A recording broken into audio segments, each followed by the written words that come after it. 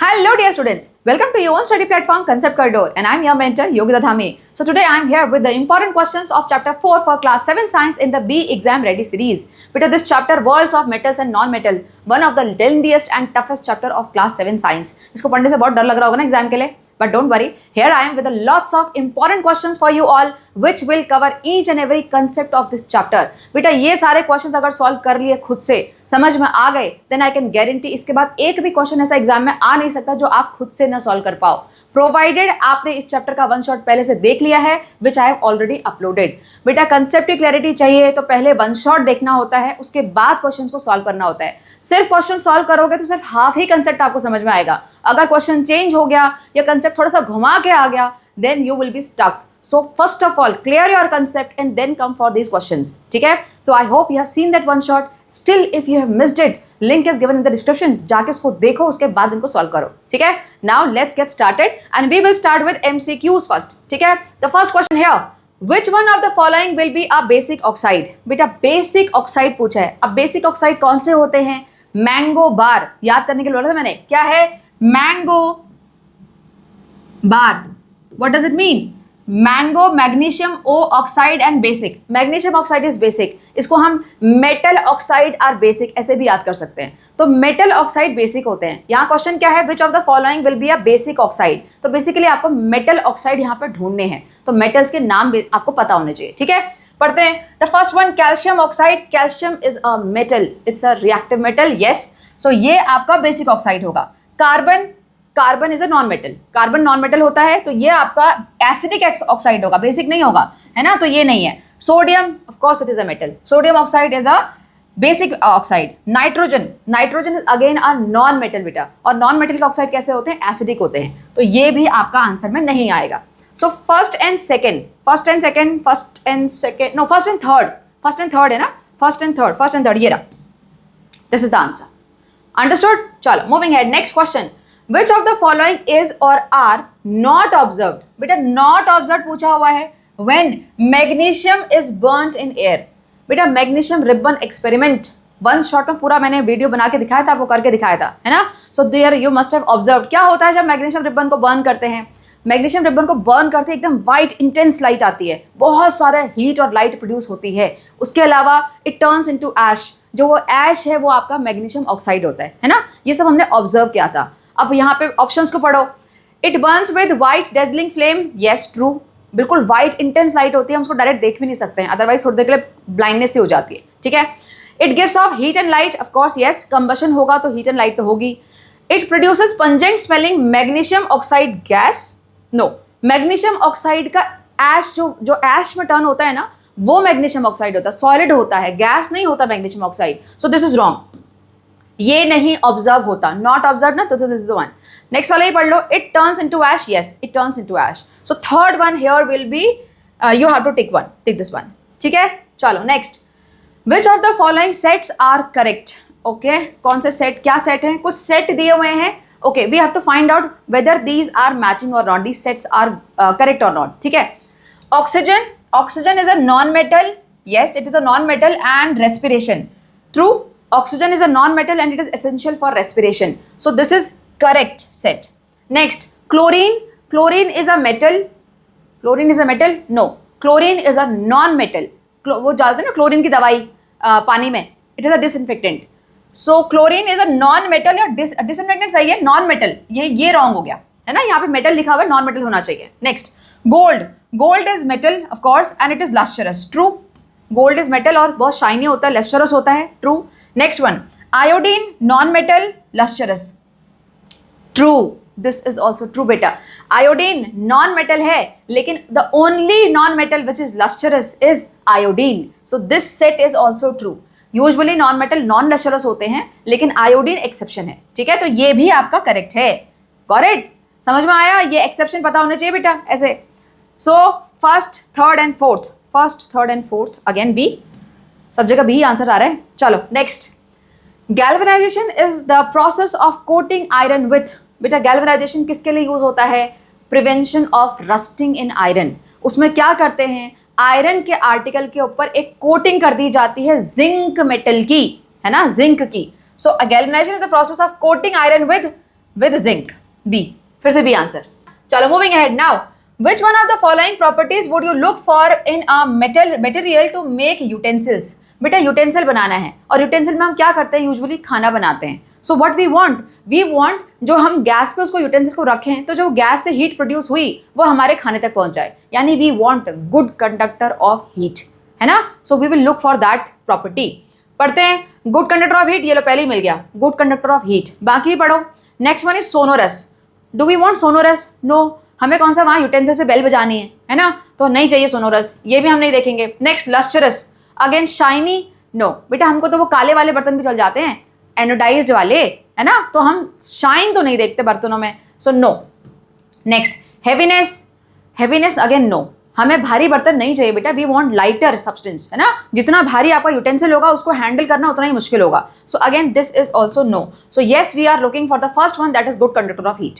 समझ में आ गया बेटा। यहाँ पे ध्यान दो, सारी की सारी प्रॉपर्टी किसकी हैं, मेटल्स की ही हैं, है ना। But we are not looking for all these properties, we are looking for specific the first one. Clear? चलो moving ahead, next now we are going for reasons and assertion and reason. बेटा यहाँ पर इनके options आपको पता होंगे कैसे लिखते हैं, फटाफट से रिकॉल करते हैं। Both A and R true, यानी असर्शन और रीजन दोनों ट्रू हैं, और रीजन जो है वो करेक्टली एक्सप्लेन करता है असर्शन को, तो आप ऑप्शन ए लिखोगे। सेकेंड वाले में दोनों असर्शन और रीजन ट्रू होते हैं, लेकिन आर जो है वो करेक्टली एक्सप्लेन नहीं कर पाता है असर्शन को, तो आपका बी ऑप्शन हो जाएगा। नेक्स्ट, ए इज ट्रू, यानी फर्स्ट स्टेटमेंट आपका ट्रू होता है, सेकंड वाला फॉल्स होता है, तो आपका सी ऑप्शन होगा। और लास्ट वाला जहां पर आपका फर्स्ट स्टेटमेंट यानी असर्शन आपका फॉल्स होता है और रीजन आपका ट्रू होता है, then you will write down the D. Understood? चलो moving for the first question here. So basically question number 6 we are solving. Assertion, sulphur dioxide is acidic in nature. बेटा इस पूरे स्टेटमेंट को comprehend करने के लिए फटाफट से सल्फर वाला एक्सपेरिमेंट ध्यान में रखो। सल्फर नॉन मेटल, उसको बर्न किया तो एक गैस प्रोड्यूस हुई जिसका नाम था सल्फर डाइऑक्साइड, है ना, यही है। फॉर सिंबल होता है SO2। यहाँ पे मैं आपको बार बार फॉर्मूले लिख के दिखाऊंगी, अगर आपके स्कूल में फॉर्मूले लिखवाए हैं तो एग्जाम में आएंगे। बेटा कई सारे स्कूल ने फॉर्मूले लिखवा दिए हैं, ठीक है, तो अगर आपके स्कूल में लिखवाए गए हैं तो आएंगे एग्जाम में, otherwise you can skip, you can just directly remember sulphur dioxide. और इसको याद करने का तरीका मैंने क्या बताया था, सोडी आंटी का बार, क्या बताया था, सोडी आंटी का बार। क्या मतलब है इसका? बेटा केमिस्ट्री में आगे जाके जब पढ़ोगे ना तो सल्फर डाइऑक्साइड को सोडी रेफर करते हैं याद करने के लिए। तो यहाँ पे सल्फर डाइऑक्साइड प्रोड्यूस हुई तो सोडी आंटी इज एसिड, तो सोडी यानी SO2 इज एसिडिक, ठीक है। क्यों acidic? Because blue to red क्या लिटमस को टर्न किया, ब्लू लिटमस को रेड टर्न कर दिया, दैट्स वाई, है ना। एसिड मीडियम में हमेशा ब्लू लिटमस जो होता है वो रेड में कन्वर्ट हो जाता है, पता होगा ये, ठीक है। So here sulphur dioxide is acidic in nature, so it means it is true, है ना। सोडी इज एसिडिक यानी sulphur dioxide is acidic, true है ये। Next, non metallic oxide. बेटा सल्फर इज नॉन मेटल और उसका ऑक्साइड है तो नॉन मेटेलिक ऑक्साइड, उसी की बात हो रही है। Non metallic oxides when mixed with water gives acid. बेटा सल्फर डाइऑक्साइड वो जो गैस प्रोड्यूस हुई थी उसको हमने एक कंटेनर में ट्रैप किया था, पूरा एक्सपेरिमेंट मैंने करके दिखाया था। ट्रैप किया, उसमें हमने हल्के से वाटर डाला, फिर उसको बंद करके डिसॉल्व किया था, यानी हमने SO2 को वाटर में डिसॉल्व किया तो हमें एक सॉल्यूशन मिला। उस सॉल्यूशन में हमने जब ब्लू लिटमस को डिप किया तो वो रेड में कन्वर्ट हो गया। इसका मतलब वो सॉल्यूशन क्या था? एसिड ही तो होगा। कौन सा एसिड था? Sulphurous acid.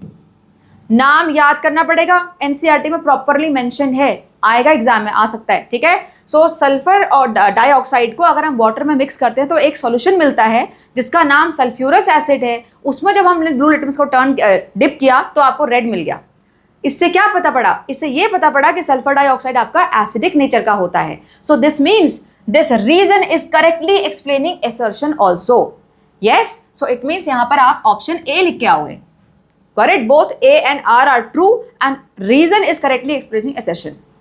समझ में आ गया? अंडरस्टूड? चलो moving head, next assertion, silver ornament turns black after some time. True.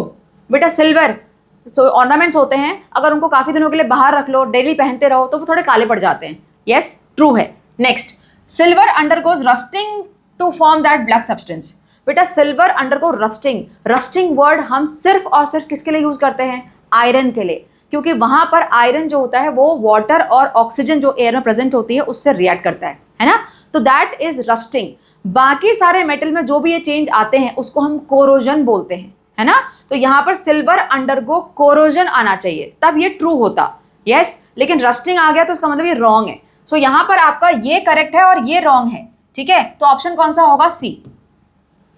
Done, समझ में आ गया। Next one, assertion gold can be drawn into thin, very thin wire. It is true. Gold is the most ductile metal. आपके book में एक knowledge, आपके book में एक इंफॉर्मेशन भी दी हुई है। क्या है वहां पर? Gold, 1 gram of gold can be drawn into 2 kilometre thin wire. It shows how much it is ductile, है ना। So gold can be drawn into very thin wire, true. Next, metals are malleable. बेटा metals are malleable, ये बात तो true है, लेकिन malleable property क्या होती है? मेलिएबल्स आर फेलिएबल, बताया था मैंने। तो मेलिएबल से हम शीट में कन्वर्ट करते हैं, वायर नहीं। वायर के लिए डक्टाइल वर्ड होता है ना। तो अगर यहाँ मेटल्स आर डक्टाइल लिखा होता तो फिर वो करेक्ट एक्सप्लेनेशन भी होता, है ना, और ट्रू भी होता। लेकिन यहाँ पर मेटल्स आर मेलिएबल लिखा है, which is true, but it is not explaining the thin wire वाला कंसेप्ट, है ना। So both A and R true but not the correct explanation. So यहाँ पर ऑप्शन आपका आ जाएगा बी। समझ में आया कैसे एक्सप्लेन करना है? चलो, moving head. Now we are going for very short answer question. These are the 2 marker ones, ठीक है, फटाफट करते हैं। Oxygen is a non metal, true, but wood is not, give reason. बेटा ये बात सही है, oxygen is a non metal, लेकिन वुड नहीं है। क्यों नहीं है? हम नॉन मेटल या मेटल किस चीज को कंसिडर करते हैं? The one which are element, the one which are pure element, ठीक है।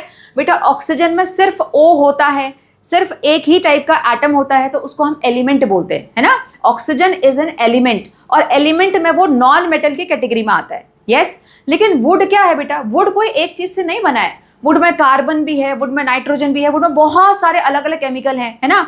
तो इसीलिए यहाँ पर वुड को हम एलिमेंट नहीं कंसिडर करते। तो अगर वो एलिमेंट ही नहीं है तो इसका मतलब वो नॉन मेटल भी नहीं हो सकता। It is a mixture of lots of substances. समझ में आया? तो रीजन में क्या बताओगे? Oxygen is an element that belongs to the non-metal. It is an element and that's why it is a non-metal. But wood is not made by single element. It is a mixture of different substances. That's why it is not considered as metal or non-metal. इसीलिए ना तो वो metal में आता है, ना तो वो non-metal में आता है। समझ में आया? तो इस तरीके से आंसर करना आना चाहिए। चलो next one, metals are usually very hard and cannot be bent easily. Yes, metals are very hard except few. Except few पता है ना, कौन से few? Sodium and potassium, those all can be cut through the knife, है ना। So metals are usually very hard and cannot be bent easily.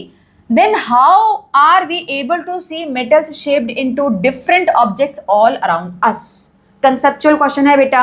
देखो, first property बता रही है कि मेटल बहुत हार्ड है, इजीली बेंट भी नहीं हो सकते, लेकिन तब भी हमें सबसे ज्यादा जो सब्सटेंस अपने आसपास दिखते हैं वो मेटल के ही दिखते हैं, अलग अलग शेप के। कैसे? हाउ? बेटा metals are hard at room temperature, लेकिन जब उनको हीट करा जाता है तो वो सॉफ्ट हो जाते हैं ना। उसके बाद फिर उनको हैमर करके हम अलग अलग शीट में या वायर में उनको चेंज कर सकते हैं, है ना। तो यहाँ पर आपको बताना पड़ेगा metals are usually hard at room temperature, when they are heated they become soft and then can be molded into different shapes, and that's why we are able to see so many substance around us. समझ में आया? चलो देखो, although metals are hard, they can be softened by heating. After heating, metals become easier to bend, hammer and mold, and that is why we can see metals shaped into different objects all around us. तो यहाँ पे जो metal की heating वाला factor है वो आपको बताना पड़ेगा। अंडरस्टूड? टफ नहीं है ना? चलो next one. Now we are going for 3 marker questions. यहाँ से हम 3 मार्कर वाले एक्सप्लेन करेंगे बेटा। Give reason for the following. ऐसे क्वेश्चन बहुत आते हैं, आपको 3 स्टेटमेंट दे दिए गए हैं। Now you have to explain, you have to give the answer, basically reason for these. Aluminum foil is used to wrap food, but iron foil is not. बेटा aluminium foil के rap use होते हैं, पता ही है, देखा होगा आपने, है ना। एल्यूमिनियम फॉइल बहुत यूज होता है, लेकिन आयरन का फॉइल कभी नहीं देखा हमने। क्यों? इसका सिंपल आंसर हो सकता है कि aluminium is more malleable than iron. Ductile नहीं लिख के आना, डक्टाइल में 0 मार्क्स, क्योंकि aluminium foil is a sheet, it is not a wire, है ना। सो यहाँ पे आप लिखोगे aluminium foil is more malleable than iron. बेटा इसके पीछे एक और रीजन है जो कि रस्टिंग से रिलेटेड है और कोरोजन से रिलेटेड है, लेकिन अभी आपके सिलेबस में नहीं दिया हुआ, इसलिए मैं एक्सप्लेन नहीं कर रही हूँ, ठीक है। Next, bells are usually made up of metals. Why? Because metals are sonorous. Simple, इतना सा आंसर है। Because metals are sonorous, they give the ringing sound. Next, chair made up of iron is more durable than wooden chair. Iron की chair ज्यादा durable क्यों होती है wooden chair से? Because iron is more hard, that's why, है ना? Simple है, नीचे वाले तो बहुत सिंपल है। देखो answer, aluminium is more malleable than iron, so it can be hammered into thin sheet, that's why we are able to see more wraps of aluminum. Next, because metals are sonorous, so they give the ringing sound for the second one. Why they are made, bells are made up of metal. Chair वाले का देखो, iron is more strong and hard than wooden chair, that's why wood than wood, है ना? Iron is more strong and hard than wood, that's why we can see that's why chair made up of iron is more strong. Am I clear? Next question. Read these statements given below. State whether these are correct or incorrect. Justify your answer. Okay. बेटा यहाँ पे statement दिए हुए हैं, पहले तो आपको ये बताना है कि करेक्ट है कि नहीं है, सो हाफ मार्क्स आपके उसके हो जाएंगे। अगर करेक्ट है तो क्यों है, इनकरेक्ट है तो भी क्यों है, तो दोनों का ही आपको जस्टिफिकेशन देना है, ठीक है? तो हाफ मार्क्स आपके उसके हैं, सो 3 मार्कर हो गया ये। We can prevent rusting in iron by galvanisation. True, हमने इसके बेस पे एक एमसीक्यू भी कर लिया है ना? आयरन को हम रस्टिंग से बचा सकते हैं गैल्वेनाइजेशन से। अब इसका आपको जस्टिफिकेशन तो देना पड़ेगा, because zinc when coated over the iron it sacrifice itself, so means it undergoes the corrosion first, ठीक है? It is attacked by the water and oxygen first, कुछ भी लिख सकते हो आप इस तरीके से, ठीक है? सो जिंक जो है वो पहले अपने आप को सेक्रीफाइस करता है आयरन को बचाने के लिए, इसीलिए रस्टिंग प्रिवेंट हो सकती है आयरन के आर्टिकल पे, ठीक है? नेक्स्ट वाला देखो, all the metals are hard. All the metals are hard. Is it true? No. This is the incorrect statement. यहाँ पे आपको बताना पड़ेगा, most of the metals are hard, but there are exception. Sodium and potassium, they are so soft that they can be cut through the knife, है ना? तो यहाँ पर वो आएगा। All metals are solid at room temperature. Again, this is incorrect statement. There is one metal बेटा which is not solid at room temperature. पता होगा उसका आंसर तो easy है, mercury, है ना? आंसर देख लो। Here, true. पहले तो आपने लिखा yes, it is true. In galvanization, we apply the layer of zinc on iron article which prevent it from rusting. है ना? Simple answer. Next, all the metals are hard. False. This is this false statement. Metals like sodium and potassium are so soft that they can be cut through the knife. इसका answer क्या होगा? Again false. Mercury is liquid at room temperature. यहाँ पे लिखा हुआ है all the metals are solid at room temperature. हमने बताया no, mercury is liquid at room temperature. Clear? Understood? चलो. Now next 3 marker. On burning magnesium ribbon and sulfur powder, we get their respective oxides. Yes, बेटा magnesium और sulphur को जो हमने burn किया था, तो मैग्नीशियम बर्न करने से हमको मैग्नीशियम ऑक्साइड मिला था, और सल्फर को बर्न करने से हमें सल्फर का ऑक्साइड यानी सल्फर डाइऑक्साइड मिला था, है ना? तो we get their respective oxide. State the physical state of these oxides. अब तो हमने डिस्कस कर लिया, अब तो पता हो गया। Tell me right now, pause this video and फटाफट जल्दी बताओ मैग्नीशियम ऑक्साइड का स्टेट एंड सल्फर डाइऑक्साइड का स्टेट, जल्दी से सिंबल के साथ, MgONSO2, ठीक है? आई एम एक्सपेक्टिंग कि आपने आंसर दे दिया होगा, ठीक है? Moving head, how can you test and determine the nature of these oxide? बेटा इनका नेचर यानी एसिड है या बेसिक है, बेसिकली यही तो ना, तो कैसे डिटरमाइन करेंगे, जल्दी बताओ। चलो पहले तो हम इनके फिजिकल स्टेट की बात करते हैं। बेटा मैग्नीशियम ऑक्साइड वाज एश, तो ऑब्वियसली सॉलिड था, और जो सल्फर डाइऑक्साइड थी वो गैस थी, उसको हमने ट्रैप किया था कंटेनर में, है ना? तो फिजिकल स्टेट क्या है? Magnesium oxide is solid and sulphur dioxide is a gas. Easy है ये वाला, 1 मार्क्स आपके हो गए। नाउ इसके आगे, how can you test and determine the nature? बेटा हमने इनका नेचर डिटरमाइन करने के लिए क्या किया था? हमने मैग्नीशियम ऑक्साइड में भी वाटर डाला था और सल्फर डाइऑक्साइड को भी हमने पानी में घोला था H2O में, तो हमको एक सॉल्यूशन मिला था। फिर उसमें हमने लिटमस पेपर को डिप करके देखा था कौन सा चेंज हो रहा है, ऐसे तो क्या था? तो क्या करेंगे, देखो, make a solution by mixing both the oxide in water and test them with the red and blue litmus paper. और हमें करके बताना पड़ेगा, ये ऐसे सिर्फ लिख के नहीं आना है। देखो मैग्नीशियम ऑक्साइड प्लस H2O क्या दिया आपको? मैग्नीशियम हाइड्रोक्साइड मिला था। बेटा मैग्नीशियम हाइड्रोक्साइड ये नाम एनसीईआरटी में नहीं दिया है, लेकिन स्कूल में पक्का लिखवाया होगा आई बिलीव, तो आपको पता होना चाहिए, है ना? मैग्नीशियम ऑक्साइड में पानी मिलाते हैं, मैग्नीशियम ऑक्साइड में अगर वाटर मिलाते हैं तो मैग्नीशियम हाइड्रो ऑक्साइड मिलता है, ठीक है? इसमें मैंगो बार क्या बताया था मैंने? Mango bar magnesium oxide is basic, तो अगर बेसिक है तो कौन सा लिटमस पेपर चेंज हुआ होगा? रेड ब्लू में चेंज हुआ होगा, है ना? रेड ब्लू में डेंजर को सटल करता है बेसिक, सो यहाँ पर red litmus turn blue, so basic in nature. Clear? अब बेटा अगर मान लो एग्जाम में आपको ये रिएक्शन याद नहीं आ रही, कोई बात नहीं, इस क्वेश्चन के लिए, ऐसे वाले क्वेश्चन के लिए यहाँ पे लिखने की जरूरत भी नहीं है। आप क्या करोगे, ये जो लिखा है ना, make a solution by mixing both the oxide in water and test them with red and blue litmus paper, तो आप सीधे लिखो solution of magnesium oxide, simple, solution of magnesium oxide turned red litmus blue, so it is basic in nature, simple। और ऐसे ही आप क्या लिखोगे, solution of sulfur dioxide it changed blue litmus red, so it is acidic in nature। तो बिना reaction को भी आप इसको आंसर को लिखोगे तो आपको मार्क्स मिल जाएंगे, ठीक है, लेकिन मैं आपको प्रॉपर आंसर बता रही हूं यहां पर। चलो नेक्स्ट, सल्फर के लिए क्या करेंगे, sulphur dioxide plus water give you sulphurous acid, और इसके लिए हमने ब्लू लिटमस को जब डिप किया तो वो रेड में कन्वर्ट हो गया, which represent that it is acidic in nature. समझ में आया? So this is 1 marks, 1 marks and 1 marks, 3 marks done. चलो moving head, and now we are going for long answer questions, और बेटा यहां से स्टार्ट हो रहे हैं वो 5 मार्क्स वाले क्वेश्चन, ठीक है। देखो पढ़ते हैं। Suresh went to laboratory and noticed 2 bottles, one containing sodium and another containing phosphorus। बेटा अगर कंसेप्ट पता है तो आपको पता होगा that sodium is highly reactive metal and phosphorus is highly reactive non metal, है ना। आगे देखो, both bottles were filled with some liquid. Okay, तो सुरेश ने क्या ऑब्जर्व किया लेबोरेटरी में, जो सोडियम और पोटेशियम लिखा हुआ था बॉटल्स में वो किसी लिक्विड में स्टोर किया था उनको, है ना। अब क्वेश्चन पढ़ते हैं, was the liquid same in both the bottles, was it same? Answer बताओ अभी, pause this video and time के साथ मुझे आंसर बताओ कि दोनों ही बॉटल में क्या सेम लिक्विड होगा, येस और नो, और अगर इसके आगे आंसर पता है कौन सा लिक्विड है तो वही बताना है, ठीक है। I hope you have given the answer. Mention the liquid, देखो क्वेश्चन में भी आ गया, नाउ मेंशन द लिक्विड। बेटा सोडियम और फास्फोरस में अगर लिक्विड सेम था तो भी नाम बताना है, और अलग था तब भी बताना है ना। अब बताओ, सोडियम को किस में स्टोर करते हैं, केरोसिन में, और फास्फोरस को स्टोर किया जाता है वाटर में, ठीक है। You have to write down, no liquid was different in both the bottles, sodium was stored in kerosene while phosphorus was stored in water। 2 marks आपके हो गए, ठीक है। Next, why these were stored in some liquids, बेटा क्यों इनको किसी liquid में डिप करके रखा जाता है, आपको दोनों के लिए आंसर बताना पड़ेगा क्योंकि दोनों में अलग अलग लिक्विड है ना। अब बताओ सोडियम को केरोसिन में क्यों स्टोर करते हैं, because sodium reacts violently when it comes in contact with moisture and oxygen means air. तो केरोसिन क्या करता है, केरोसिन उसका जो कॉन्टैक्ट है मॉइस्चर और एयर से वो कट ऑफ कर देता है ना, रोक देता है, सो इसलिए वहां पे फिर फायर नहीं होता, ठीक है।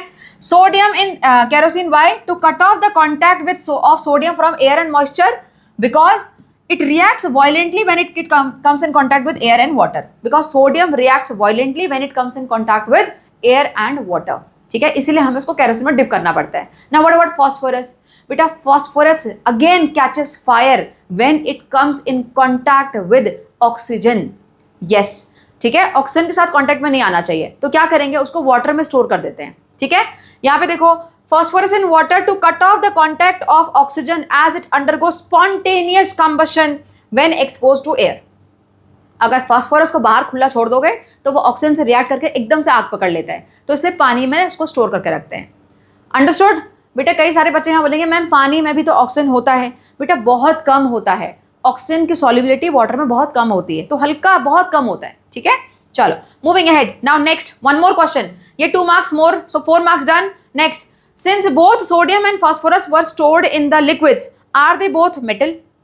बेटा दोनों को ही लिक्विड में स्टोर करके रखा है ना, तो क्या दोनों सेम है? यहाँ मेटल लिखा है लेकिन यहाँ कई बार पूछते हैं are they both same, no they are not same. Here sodium is a metal and phosphorus is a non metal. इसके आपके हो जाएंगे पूरे 1 more marks, so 5 marks done. Understood? Moving ahead, next 5 marker question, some of the elements are mentioned below along with their usages. Elements कहाँ है elements? Okay, these are the one, here are the elements, यहाँ पे दिए हुए copper gold aluminium सारे elements हैं। Identify that whether the element is a metal और non metal. Okay, ये एलिमेंट्स को बेटा आपको सेग्रीगेट करना है मेटल्स और नॉन मेटल्स में। Also mention the property due to which they are being used in a particular way. यहाँ पर कुछ यूज भी दिया हुआ है हर एक का, हर एलिमेंट का, तो आपको बताना है कि कौन सी प्रॉपर्टी की वजह से वो ऐसे यूज हो रहे हैं, है ना। करते हैं फटाफट, देखो इजी है ये वाला। Copper used for making electrical wire, तो पहले तो आप ये बताओ कॉपर जो है वो मेटल है कि नॉन मेटल है? सबको पता है आंसर इसका, मेटल है ना।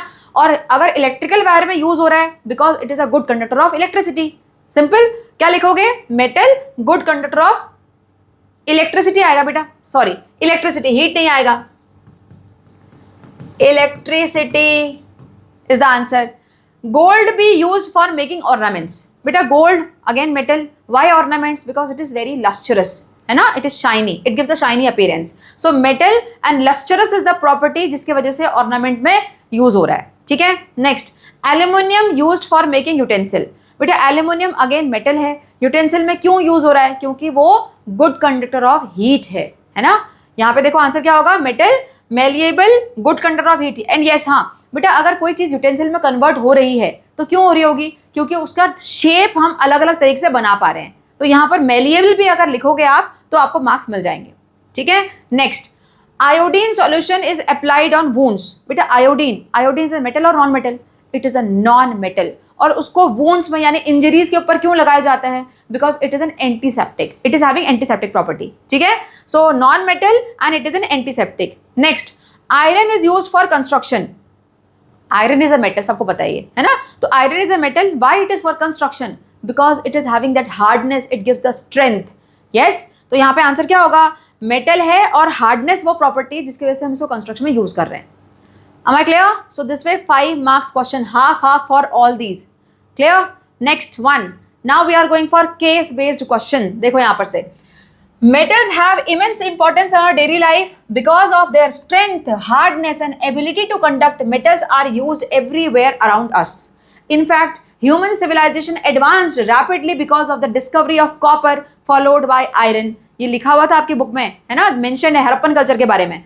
Now without metals, human life would return to the prehistoric era. Like metals, non-metals are equally important. They are the very source of life on earth. Without non-metal, life would not exist.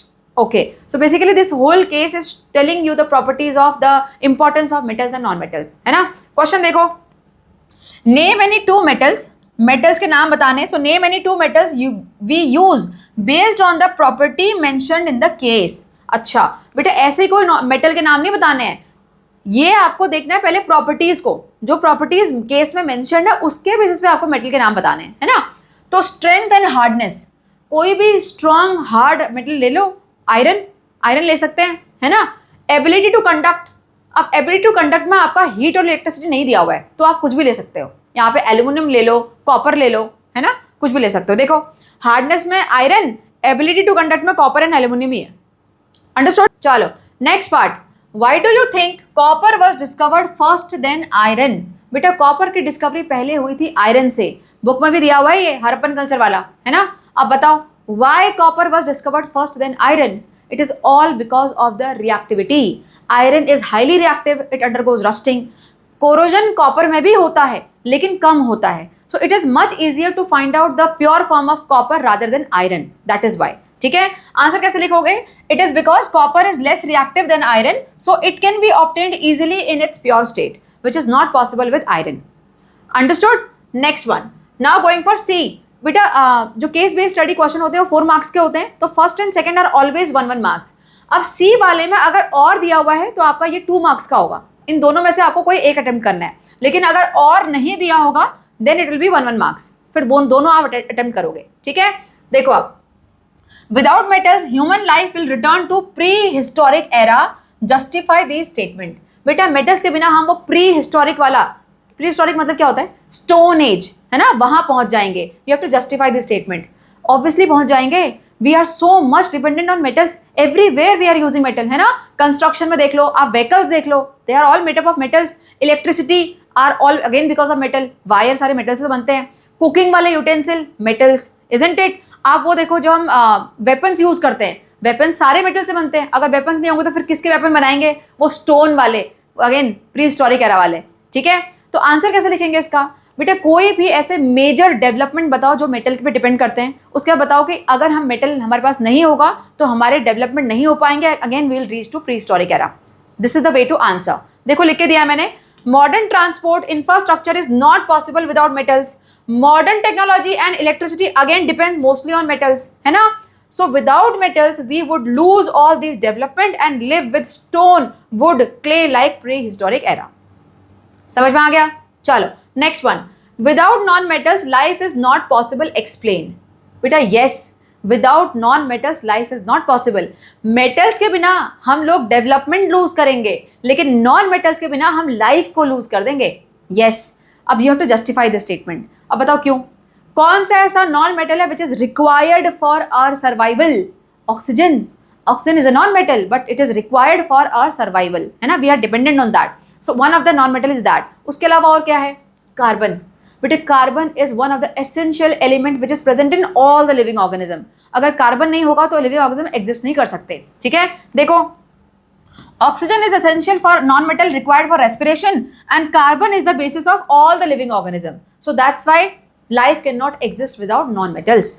Understood? चलो next question, and this is the last one, again case based study question. Pibhan and her group conducted to find out, conducted क्या? Conducted an activity, ठीक है। So Pibhan and her group conducted an activity to find out the conditions required for rusting of iron. They took 3 transparent jars, some iron nails, water, oil and silica gel. ये सारे हमने requirement ले ली। अब क्या किया? In the first jar they kept an iron nail in tap water and left the jar open. Okay बेटा, उन्होंने पहले वाले में टैप वाटर डाला, नेल डाली और उसको खुला छोड़ दिया। Next, in the second jar they filled it with tap water, then poured a thin layer of oil and closed the jar tightly. इन्होंने क्या क्या लिया? टैप वाटर लिया, उसके बाद उसके ऊपर ऑयल डाला, फिर जार को टाइटली बंद कर दिया। Next, in third jar they placed iron nail along with silica gel and again close the jar tightly. यानी थर्ड वाले में उन्होंने पानी नहीं डाला, सिलिका जेल के साथ आयरन को रखा और ढक्कन बंद कर दिया tightly. Now after 10 days they noticed that rusting occurred in bottle, both the bottle first and second jar. अच्छा बेटा, इनको मिला कि इनके सेकेंड और थर्ड वाले दोनों ही, थर्ड है फर्स्ट है, first and second, okay, first and second jar में इनको रस्टिंग देखने को मिली आयरन नेल पे। However other group in the class observe rusting only in the first jar, not in the second. अच्छा, तो बाकी जो क्लास के और ग्रुप होंगे उन्होंने एक्सपेरिमेंट किया होगा, तो उनको सिर्फ फर्स्ट वाले जार में रस्टिंग देखने को मिला, सेकेंड में नहीं मिला। क्यों नहीं मिला होगा? चलो पहले क्वेश्चन पढ़ लेते हैं, है ना, उसमें होगा पक्का। देखो first one, what are the conditions required for rusting? What are the conditions? The iron should come in contact with air and moisture. आप air and moisture लिख सकते हो, या फिर oxygen and moisture भी लिख सकते हो, या फिर air and water भी लिख सकते हो, because air में oxygen है जिससे वो react करता है और moisture का मतलब उसमें water content है, ठीक है। So आंसर क्या होगा? contact with air and moisture, ठीक है। Next one, what is the role of silica gel in this experiment? बेटे सिलिका जेल, थर्ड वाले जार में क्या किया था? आयरन नेल डाली, उसमें सिलिका जेल डाल दिया। Y? Because silica gel is a very good moisture absorbent. So what we are doing in third jar? Third jar में एयर है, लेकिन सिलिका जेल डालने से हमने सारा मॉइस्चर रिमूव कर दिया। So iron nail is coming in contact with only one thing, that is air. वहां पे मॉइस्चर नहीं मिल रहा उसको, ठीक है। क्या है answer? Silica gel absorbs the moisture, hence does not let iron nail come in contact with the water और moisture, you can say. Understood? Next, what could be the reason that other groups in the class observed rusting only in the first jar? अच्छा, ये आ गया question. देखो बेटा, पिभान के group को rusting कहाँ मिली? First and second jar दोनों में, लेकिन बाकी जितने ग्रुप थे क्लास में उनको सिर्फ फर्स्ट जार में मिला था रस्टिंग, सेकेंड में नहीं मिला था। क्यों नहीं मिला होगा बताओ? क्या किया होगा उन्होंने ऐसा चेंज? पहले उनके कंडीशन देख लो। यहाँ पे देखो, पिभान के ग्रुप ने क्या किया? इन the second jar they filled it with tap water and then poured layer of oil and closed the jar tightly. Second वाले जार में बेसिकली क्या करना चाह रहे थे? आयरन नेल का कांटेक्ट करवाना था सिर्फ वाटर से और एयर से नहीं करवाना था, इसीलिए ऑयल डाला था ऊपर से। लेकिन यहाँ पर पिभान के ग्रुप ने बेटा टैप वाटर लिया था, और टैप वाटर में पहले से कुछ न कुछ थोड़ी बहुत ऑक्सीजन होती है, कम होती है लेकिन होती है, तो फिर वहाँ पर रस्टिंग देखी गई। लेकिन बाकी ग्रुप ने क्या किया होगा? बाकी ग्रुप ने they must have taken the boiled water. जब वाटर को हम बॉईल करते हैं और इमीडिएटली बंद कर देते हैं तो जितनी भी गैस होती है वो सारी एस्केप हो जाती है, यानी ऑक्सीजन सारी चली जाएगी, ठीक है। तो इसीलिए उनको सेकेंड, जो बाकी ग्रुप था उनको सेकेंड वाले में रस्टिंग नहीं मिली। अंडरस्टूड? आंसर कैसे लिखोगे? देखो, other groups must have taken the boiled water to remove the dissolved oxygen in it, while पिभान group took the tap water, और टैप वाटर में to which iron came in contact with the water as well as the air. Tap water में क्या था, air थी, इसलिए वो दोनों के कॉन्टैक्ट में आ गया आयरन नेल और उसमें रस्टिंग हो गई। Understood. Next one, after this experiment give what suggestion you can do to prevent rusting. बेटा इस एक्सपेरिमेंट को देखने के बाद रस्टिंग किस तरीके से प्रिवेंट हो सकती है, बड़ा इजी क्वेश्चन है ये तो, है ना। क्या करोगे आप, कुछ ऐसा करो जिससे कि आयरन नेल में मॉइस्चर या फिर एयर का कॉन्टैक्ट ना हो पाए, and that is oiling and greasing. Simple है ना। गैल्वेनाइजेशन हम डायरेक्ट नहीं कर सकते, वो कंपनी या फिर कोई फैक्ट्री में करवाना पड़ेगा, because it is not just a painting, है ना। तो यहाँ पर आप सिंपल ऑयलिंग, पेंटिंग, ग्रीजिंग कुछ भी लिख लो। अंडरस्टूड। चलो with this we are done with this all important questions. बेटा ये क्वेश्चन सारे के सारे कंसेप्ट जो भी इस चैप्टर में है उन सबको कवर कर रहे हैं। अगर ये क्वेश्चन आपने कर लिए, इसके बाद चाहे कैसा भी क्वेश्चन आ जाए, लैंग्वेज कैसी भी चेंज हो जाए, आप उसको आराम से कर लोगे।